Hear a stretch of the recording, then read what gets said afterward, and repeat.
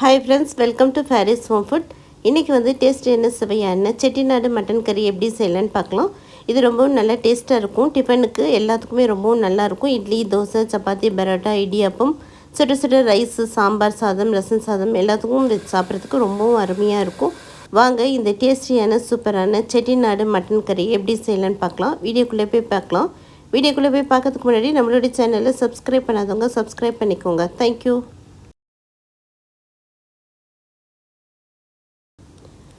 Chettinad mutton கறி பண்ணுறதுக்கு முதல்ல ஒரு பேன் வச்சுக்கோங்க. இப்போ அதுக்கு ஒரு மசாலா பவுடர் பண்ணணும். ஃபஸ்ட்டு பவுடர் பண்ணிக்கலாம். 1 டீஸ்பூன் சோம்பு போட்டுக்கோங்க, 1 டீஸ்பூன் மிளகு, 1 டீஸ்பூன் சீரகம் போட்டுக்கோங்க, ஒரு சின்ன துண்டு பட்டை, 3 ஏலக்காய், 4 கிராம்பு போட்டுக்கோங்க.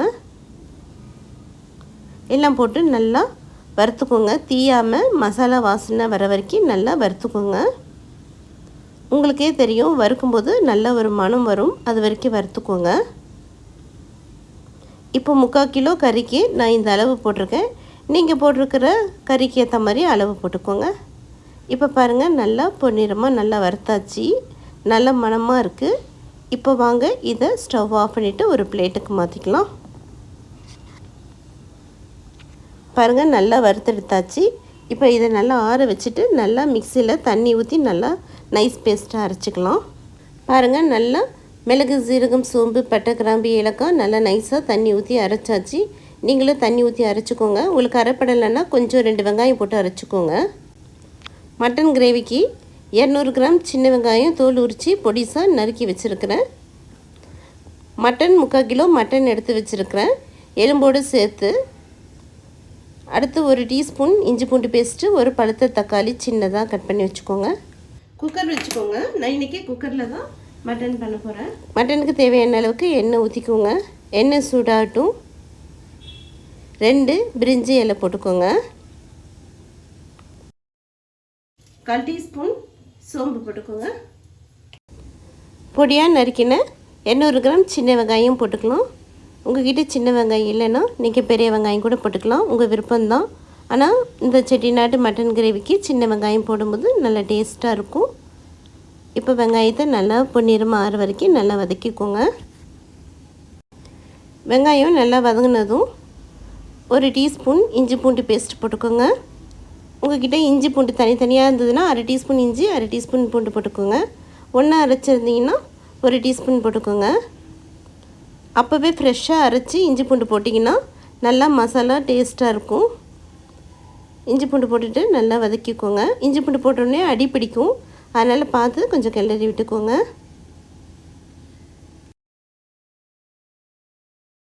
தக்காளி, பழுத்த தக்காளியாக ஒரு சின்ன தக்காளி ஒன்று போட்டுக்கோங்க. தக்காளி நல்லா வதங்கினதும் நம்ம எடுத்து வச்சுருக்கிற மட்டன் 3/4 கிலோ மட்டன் நான் இன்றைக்கி போட்டுக்கிறேன். எலும்பும் சதையுமாக சேர்ந்து 3/4 கிலோ மட்டன் எடுத்து வச்சுருக்கேன், போட்டுக்கலாம். போட்டுட்டு நல்லா மிக்ஸ் பண்ணி விட்டுக்கோங்க. உடனே தண்ணி ஊற்றாதீங்க. ஏற்கனவே மட்டனில் நல்லா தண்ணி விடும். நம்ம ஆல்ரெடி வெங்காயம் போட்டிருக்கோம், தக்காளி போட்டிருக்கோம், இஞ்சி பூண்டு பேஸ்ட் போட்டிருக்கோம். இதிலெல்லாம் நல்லா தண்ணி விடும். அதனால் மட்டன் போட்டோடனே தண்ணி போட வேண்டாம். ஒரு 5 நிமிஷம் நல்லா கிளறி கொடுத்துக்கோங்க. மட்டன் நல்லா சுருண்டு வந்து தண்ணி விடும். அது வரைக்கும் நல்லா கிளறி கொடுத்துக்கோங்க. 1/2 டீஸ்பூன் மஞ்சள் தூள் போட்டுக்கோங்க. 1 டீஸ்பூன் வெறும் மிளகாய் தூள், நான் இன்றைக்கி சக்தி மிளகாய் தூள் போட்டிருக்கேன். மட்டனுக்கு தேவையான அளவுக்கு உப்பு போட்டுக்கோங்க. இப்போ நம்ம அரைச்சி வச்சுருக்கிற மிளகு, சீரகம், சோம்பு, பட்டை, கிராம்பு, ஏலக்காய் அரைச்சி விழுத போட்டுக்கலாம். நல்லா தண்ணி ஊற்றி நல்லா நைஸ் பேஸ்ட்டாக அரைச்சி போட்டுக்கோங்க. நல்லா கிளறி கொடுத்துக்கோங்க. மசாலா போய் கறியோடு நல்லா மிக்ஸ் ஆகிற வரைக்கும் நல்லா கிளறி கொடுத்துக்கோங்க.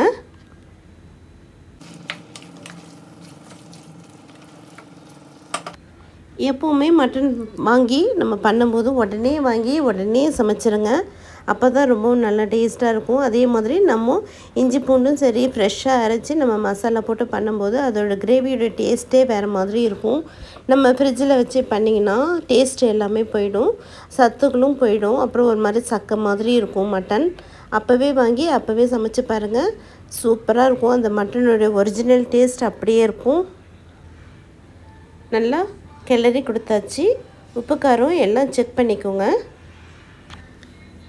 மிக்ஸி கழுவின தண்ணி கொஞ்சமாக ஒரு 1/4 கிளாஸ் அளவுக்கு ஊற்றிக்கிறேன்.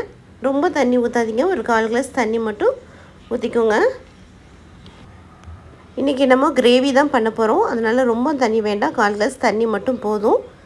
அப்போ தான் கிரேவிக்கு ரொம்ப நல்லாயிருக்கும், இல்லைன்னா அது குழம்பு மாதிரி ஆகிடும். இப்போ மூடி போட்டுட்டு 5 விசில் போட்டுக்கோங்க. 5 விசில் விட்டால் போதும். வேகலைன்னா நீங்கள் மறுபடியும் 2 விசில் விட்டுக்கோங்க. 5 விசில் விட்டாச்சு. ஸ்டவ் ஆஃப் பண்ணிவிட்டு அதுக்கப்புறம் ஓப்பன் பண்ணி பார்க்கலாம். உடனே ஓப்பன் பண்ணாதீங்க. விசில் அடங்குனதும் இப்போ ஓப்பன் பண்ணி பார்க்கலாம். பாருங்கள், சூப்பராக நல்ல மணமாக செட்டிநாடு மட்டன் கிரேவி ரெடி ஆகிடுச்சு. இது ரொம்ப சிம்பிளாக இருக்கும், சீக்கிரமாகவும் வேலை முடிஞ்சிருங்க. கடைசியாக ஒரு கொத்து கருவேப்பிலை ஃப்ரெஷ்ஷாக போட்டுக்கோங்க. கருவேப்பிலையோட ஃப்ளேவர் நல்லாயிருக்கும் மட்டன் கிரேவிக்கு. போட்டுட்டு ஒரே ஒரு வதக்கி விட்டுக்கோங்க. பாருங்கள், சூப்பரான செட்டிநாடு மட்டன் கிரேவி ரெடி ஆகிடுச்சு. இப்போ இது ஒரு பிளேட்டுக்கு மாற்றிக்கலாம். சுட சுட டேஸ்டியான செட்டிநாடு மட்டன் கிரேவி ரெடி ஆகிடுச்சு. இதே போல் நீங்களும் செஞ்சு பாருங்கள், ரொம்ப சூப்பராக இருக்கும். எல்லா டிஃபனுக்கும் ரைஸ்க்குமே நல்லாயிருக்கும். இதே போல் நீங்களும் செஞ்சு பார்த்துட்டு எப்படி இருக்குன்னு கமெண்ட் பண்ணுங்கள். மீண்டும் நாளை சந்திப்போம். உங்களுக்கு இந்த வீடியோ பிடிச்சிருந்ததுன்னா லைக் பண்ணுங்கள், ஷேர் பண்ணுங்கள், சப்ஸ்கிரைப் பண்ணுங்கள். தேங்க்யூ ஃபார் வாட்சிங். பை.